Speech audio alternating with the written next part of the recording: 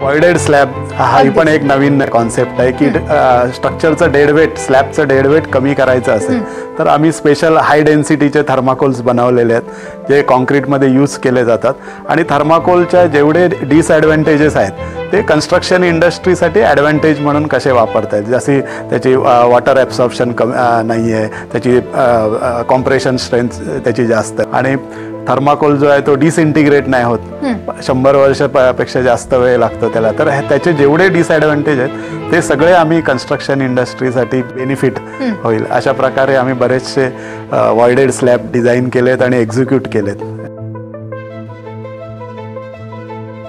Voided slab आहे ना तुमचे स्पॅन्स आता जर आम्ही पीटी जे normal PT without voided slab करतो ते आपण 10 ते 12 मीटर पर्यंत करू शकतो.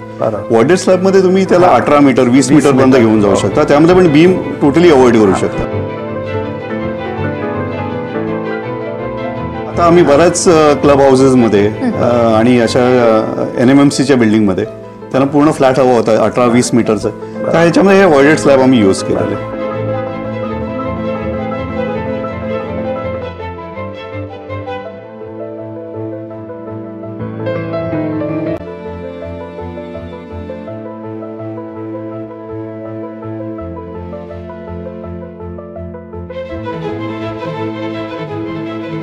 ब्रिजेस मध्ये पण थर्माकोलचा आता बराच आम्ही यूज करतोय. नवीन ज्या तिथे मेटलिक डक्स वापरले जायचे, आता आम्ही वॉइड क्रिएट करण्यासाठी आता तिकडे थर्माकोल यूज करतो. त्यामध्ये बराच कॉन्ट्रॅक्टरला बराच इकॉनॉमिकल सेव्हिंग झालेला आहे या टेक्नॉलॉजीमध्ये.